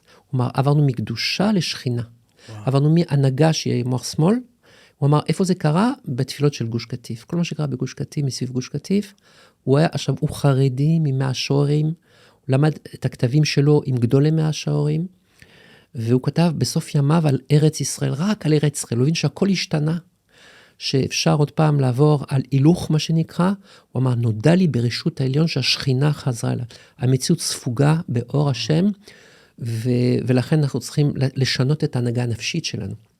אם ההנהגת הנפשית שלנו הייתה הנהגה של שליטה, של עבודה, של עמל, היום היא של הרפאיה, של לראות את הטוב, של באמת לרפות, באמת לראות את השכינה, את האור האלוקי שמופיע בכל מציאות ומציאות, ואז הדברים מסתדרים. חז"ל אומרים בשיר השירים, כל פשעים תכסה אהבה. זאת אומרת שהאהבה הגדולה הזאת, היא זאת שמרפא. כי אני רואה את הטוב. איזה יופי. אז זה ממש פס, כי זה מפתח. זה דווקא נשמע מסר חשוב לדווקא הציבור הכן דתי, הכן חרדי אפילו, שמאוד אדוק וקורא ולומד, ואתה בעצם, אני לא בטוח שהוא מודע למסר הזה שאתה מדבר עליו. זה ממש מעניין. אנחנו כולנו, אני חושב שכולנו יש בתוכנו איזה חרדי, איזה דתי, איזה חילוני, איזה כל מיני כאלה. כן. כי בסוף לכולנו יש איזה מקום כזה שרוצה, למשל, נקרא לזה בשפה יותר מודרנית, שליטה, או שרוצה תודעה, רוצה לחשוב על, רוצה ללמוד, רוצה להתקדם בלימודים, דוקטור, פרופסור. זה בסדר גמור. שוב, שום דבר לא מתבטל. רק יש ממד חדש, שדורש מאיתנו לטייל בטבע. אני יכול ברשותך שתתעכב על ההסבר, אתה מדבר הרבה על הדור שלנו כאיזה דור אתה יכול להרחיב, כי גם מה שאמרת עכשיו סוף סוף עשה לי סדר, שבהתחלה דיברת על הספר נרשם בגוף, שבעצם הבאתי פה ציטוט משם, שבעצם החוויה נרשמת בגוף, טראומה נרשמת בגוף ומשתחררת דרך חוויה. ועכשיו הבנתי את החיבור הזה לעשייה, יצרנות אפילו. וואו, אני מכוון. אתה יכול להרחיב על זה? זה מרתק. אני ממש, כן, אני חושב שזה הנושא. הנשמות באות לא משמאל אלא מימין, זאת אומרת, יש צמאון בנשמות. לכן בית ספר צריך להשתנות. אבל הדבר הוא שאני מפנה כל אבא בערך לזמן איכות עם הילדים שלו, לצאת לטייל בטבע. יום שישי תצאו מוקדם, אתם לא עובדים, כי זה מקום אבא, להיות עם הילדים שלכם, לצאת מוקדם, לעשות פקל באמצע, קצת פיקניק, להצטלם, להיכנס למעיין, לחיות, לעשות דברים איתם. רק חשוב להגיד לך, יש 9 ילדים. כן. יש לך זווית מאוד מאוד מעניינת על אבהות ומשחק עם ילדים, אני מאוד אשמח לשמוע על זה. האבהות היא תפקיד שצריך למשל פעם, כשהתחלתי את הלימודים לפני 35 שנה, מי שהיה מביא את הילד לטיפול זה רק האמא. היום זה חצי ממש. זאת אומרת, האבהות היא נוכחת מאוד, היא שונה. אתה רואה הרבה אבות שמשחקים עם הילדים שלהם בגן שעשועים. אתה רואה הרבה קשרים. המקום אבא חזר לנפש שלנו. אז כמה הוא צריך לחזור גם. אני רוצה שנגיע לזה ברשותך, כי נשארנו את עניין הדור שאני ממש רוצה שתסגור, שתסביר לי מה אתה מסתכל על הדור שלנו כאיזה משהו מהפכני. משהו מהפכני, מה אתה מאוד גדול. יש לנו זכות מאוד גדולה להופיע במקום שחז"ל דיברו עליו, שזה ממש חזרה לארץ, עוד מעט יותר יהודים בארץ ישראל מאשר בכל העולם כולו, אם זה כבר לא עכשיו. אנחנו בעצם מדברים על זה שיש תורה ענקית, יש המון תורה. ויש גם הרבה בעיות שבאות מהצורך, שוב פעם, בחיבור הזה, אבל בסופו של דבר, זה בא מאיזה צמאון למשהו מאוד גדול. אנחנו עכשיו עם גדול, אנחנו מוכיחים, מי שפותר את החדשות רואה כמה טכנולוגיה, כמה שכלולים, כמה עושר כלכלי, וכמה גם עושר רוחני. תסתכל על החומריות של האומה, תבין מה קורה ברוחניות. זה רק השקפה, כאילו השיקוף, סליחה, של הצד הרוחני שמופיע, אתה רואה אותו, אתה רואה קניונים, אתה רואה כל הזמן מכוניות יותר משוכללות, AI, כל מה שקורה היום, אז תדע לך, רוחנית, בדיוק ככה זה קורה. זה רק שאנחנו לא רואים תמיד, הנשמות שלנו מסוגלות להמון, זה כאילו, יש איזה משבר שבא מזה שאנחנו מפתמים אותנו בתכנים נמוכים מדי. אנחנו מסוגלים לתכנים הרבה יותר עמוקים, ילדים בבית ספר יכולים ללמוד עומק, הם מסוגלים לעומק, יש להם מוכנות לעומקים, יש המון נשירה היום, נשירה מטורפת, סמויה וגלויה, ואני חושב שילדים שלנו מגיל ההתבגרות, כבר פיאז'ה אמר שההבנה מופשטת כבר מאוד מפותחת בגיל הנעורים, הם מסוגלים לתכנים עמוקים במיוחד. צריך פשוט לתת להם את האפשרות הזאת, לטעום קצת מתוכן אחר, חבל המאבק הזה בין שבטי הזה, שלא מאפשר לנו לגלות את החלקים השונים שיש בתור, אני אומר זה על כל הציבורים כמובן, כן? כולנו צריכים ללמוד מכל אחד ואחד, כי זה הנשמות הגדולות של הדור הזה, אנחנו מסוגלים לייחוד, ייחוד זה גם ביוד וגם באלף, לאחד בין הפכים, לאחד בין כל החלקים השונים. מקודם שדיברת, ציטטת את הרבי מלובביץ', כן, שייחוד וייחוד, זה היה ייחוד עם יוד? לא, זה ייחוד עם יוד, כן, כן. עם יוד. כן, על מה ייחודה, יש בעצם כתוב, הרב קוק כותב, שכשאדם חוטא, החוטא זה מחטיא ממטרתו. אני לא מיכאל אבולעפיה, עכשיו אני משחק בשדות זרים. הוא נכנס בעלמא דפירודה, הוא נכנס בתוך תפיסה מפורדת. ואז כל דבר ודבר הוא לעצמו, ואז הרע הוא רע בפני עצמו, ויש לו ערך רע ומזיק. וכשהוא שם מתשומה מאהבה, חוזר לאהבה, כל מה שדיברנו בשיחה הזאת. כן. מתנוצץ מעליו אור על מה דייחודה. ואז הכל מתאחד, והרע יש לו כוח מטבל. כלומר שהרע הופך להיות חלק מהמבנה. וזה כמו שאתה מעלים עין מהרע, והוא נבלע בתוך המערכת, כמו בסממנים של הקטורת, שהיה אחד עם ריח רע. אז בעצם מה אנחנו מתבקשים היום? עוד פעם, לעבוד על הצד ימין, שנקרא, על כל פשעים תכסה אהבה. לראות את הטוב. יש בעיות. אבל תדע לך שהרבה בעיות מסתדרות, דווקא בגלל שאתה בפן החיובי, בצד השמח, בצד ה... מה בהקשר של המעבר מלאה לרחל? שתיארת שבעצם מלמידה לעשייה בהקשר הזה של הדור שלנו. מה שם? אנחנו רואים ילדים שהם כל כך מוזיקאים וכל כך מוכשרים הידיים שלהם וכל כך מסוגלים להכרת הארץ למשל, וכל מה שקשור אתה רואה אותם בצבא פורחים, אותם ילדים שלא רצו לקבל בחטיבה, אתמול היה אצלי אבא שלא קיבלו אותו לחטיבה מרוב שהוא השובב. אתה רואה אותו עכשיו עם 3 פלאפלים, לא זוכר, לא, אפילו יותר מזה. כאילו, מה זה? מה היה פה? כאילו, פספסו אותו, לא ראו אותו. למה לא ראו אותו? כי הוא היה מוכשר בטירוף, רק לא בכלים הקשורים למערכת החינוך, משהו אחר לגמרי, משהו מחוץ לקופסה, משהו שהיינו צריכים להיות אינדיק איתו, דומה בדומה, להקשיב לו, להבין מה הוא מביא לעולם, הוא מביא משהו מיוחד.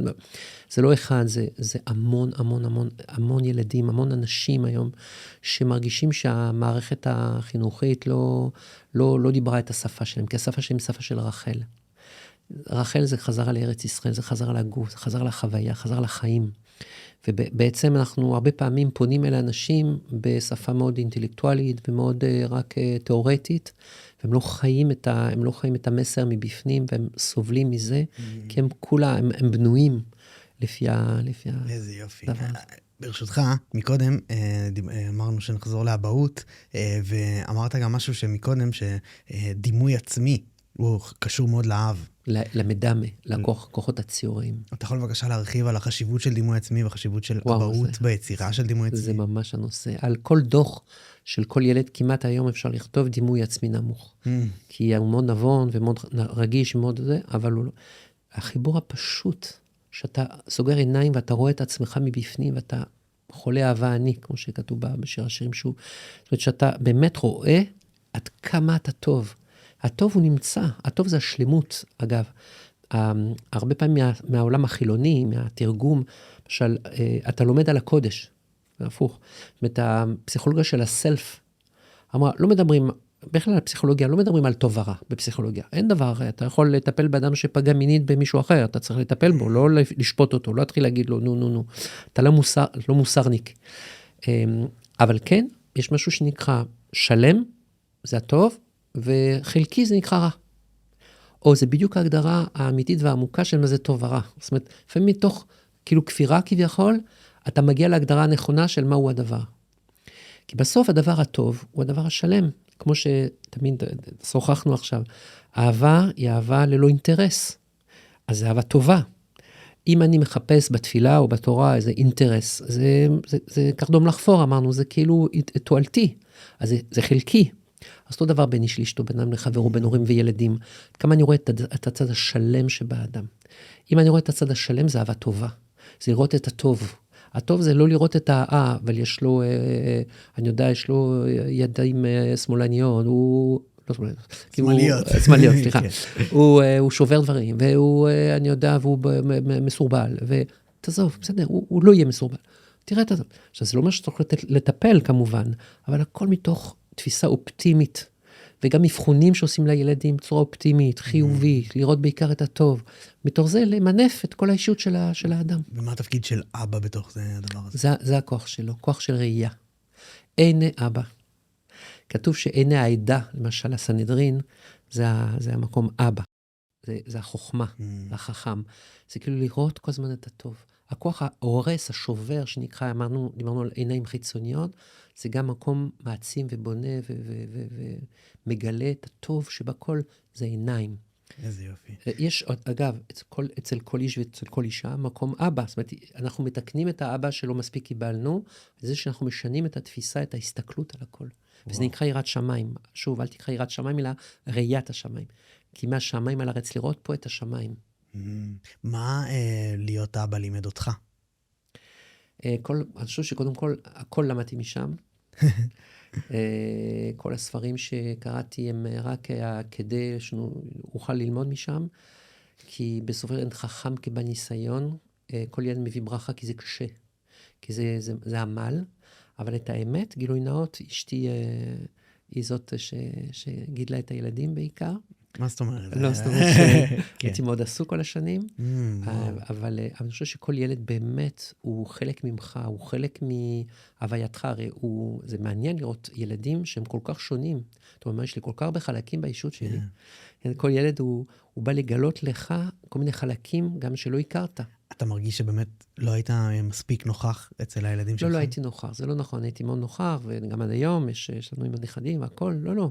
כן. שזכיתי פשוט באישה שבאמת הייתה מאוד מאוד, לא עבדה אפילו, וכל הזמן למדה והכל, אבל הייתה מאוד מאוד נוכח עם הילדים, גידלה את הילדים. מה החשיבות של... אוי, זה מאוד, היום יש סקנדל, ממש. ילדים בגיל 3 חודשים בדרך כלל במעון. זאת אומרת, 17 תינוקות עם 2 מטפלות. ובסופו של דבר, הזמן הכי קריטי שילד זקוק לכל כך קשר פרטני, זה 3 השנים הראשונות. כל החוקרים בפסיכולוגיה, כולם יודעים, האובייקט, אבא ואמא, הקביעות האובייקט, זה נקרא, הוא נמצא בגיל 2, כשיש 3 נרות על ההוגה, זה אחרי גיל 2, בשנה השלישית. אז אפשר להיכנס לגן, בגיל 3. ובעצם אנחנו מדברים על זה שילדים מעודדים אפילו אמהות לעבוד, כדי שיקבלו סבסוד על המעון. זאת אומרת שבסופו של דבר, משהו וזה יותר עמוק מזה. לא מחנכים מלכתחילה בבתי ספר את האנשים, לא רק נשים, גם גברים, להיות בשוב הנפשי, להיות בתוך הבית, וטוב לי. לאפשר להיות עם ביחד הזה. לא להיות פחות בריצה, ברצו, במרוץ של הרצון, אלא להיות יותר פנימה. אז זה מין הכשרה בית ספרית שלא עברנו אותה. אין מיינדפולנס בבית ספר מספיק. יש ניסיונות בתל אביב, אגב, יש בית ספר ביפו, הרבה דברים שנעשים טובים מאוד, אבל בסופו של דבר אין הכשרה מספיק לאומנות הזאת, להיות בבית וטוב לי. כן. זה גם אובדן ערך המשפחה. לגמרי. לא להבין שהטוב נמצא פה, כמו שהוא נמצא פה בפנים, הוא נמצא פה בתוך הבית. הבית זה בית לנפש. הבית זה המחל שבתוכו אני יכול לגדול, ואני יכול להתפתח, ואני יכול לבנות עולמות שלמים, ולהשפיע הרבה יותר, לפעמים במציאות, מאשר כשאני מתרוצץ.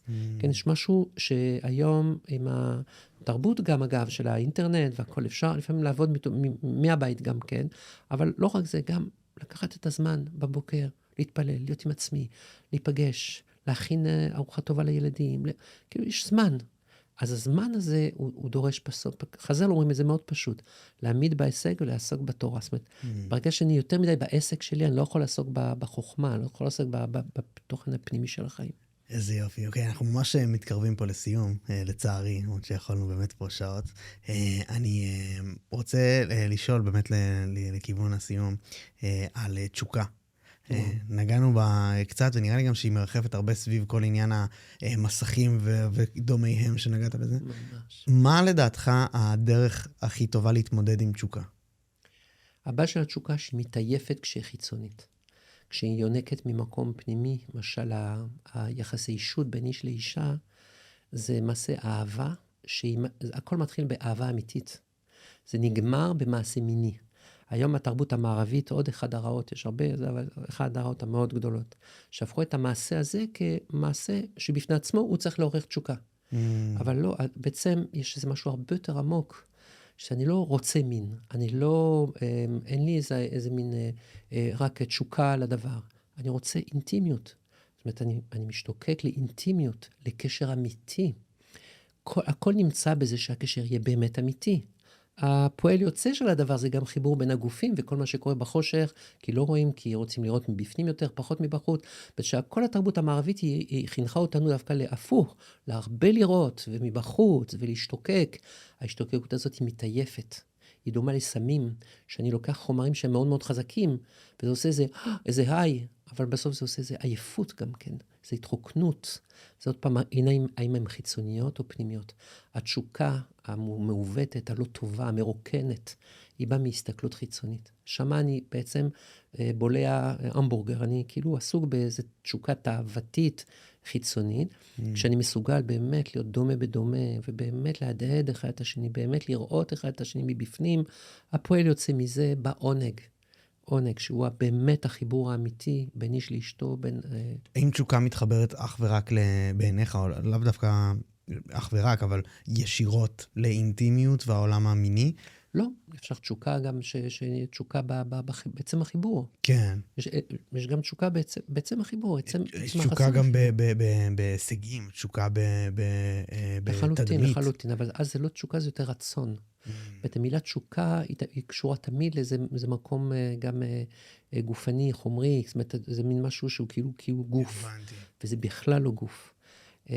יש לי רצון להתקדם, שוב, אני במכונית, אני נוהג, אני רוצה להגיע למקום מסוים, זה מצוין, אבל מה הדרך אל הדבר הזה, התשוקה? איך אני בתוך המעשה הזה של ללכת ממקום למקום? אז מה לדעתך הדרך באמת הכי טובה, אם נוריד את זה לרחל, סליחה, לפרקטיקה, כן, מה הפרקטיקה? איך אני בפועל משתחרר מתשוקות? חוויות משותפות עשירות, למשל בין איש לאשתו, אדם לחברו, זאת אומרת, שאני חי חיים שהם עוצמתיים בעצם היותם אלה. אני מפנה את כולם לפעילות גופנית, ליצירה, יש איזון בין יצר ויצירה, בין דחפים לבין הופעה של יצירה מופלאה, בין חוויות, אני חושב שאתה יודע, מדברים על היום הרבה שיחה על הפוליטיקה ומפלגות וכך, שהטיפול הזה הוא רק נפש, בסוף צריך לטפל בנפשות, כשאתה משחרר את הנפשות, אתה רואה אנשים שהם עם תשוקה חיובית, לדברים שהם באמת ערכיים, יש להם פירמידה נכונה של ערכים, הם משתוקקים לטוב האמיתי. ואני חושב שמשהו יקרה בדעות גם כן. זה בסוף ייווצר מצב שגם התפיסות הן יהיו פחות לוחמניות, פחות, או יותר גם וגם, יותר לראות את השני כחלק מהעמדה שלי בסופו של דבר, ואני חושב שיקרה משהו אחר. בסדר גמור, טוב. תודה רבה. מדהים, תודה. מיכאל, היה תענוג. שמחתי ממש. ממש תודה שהגעת.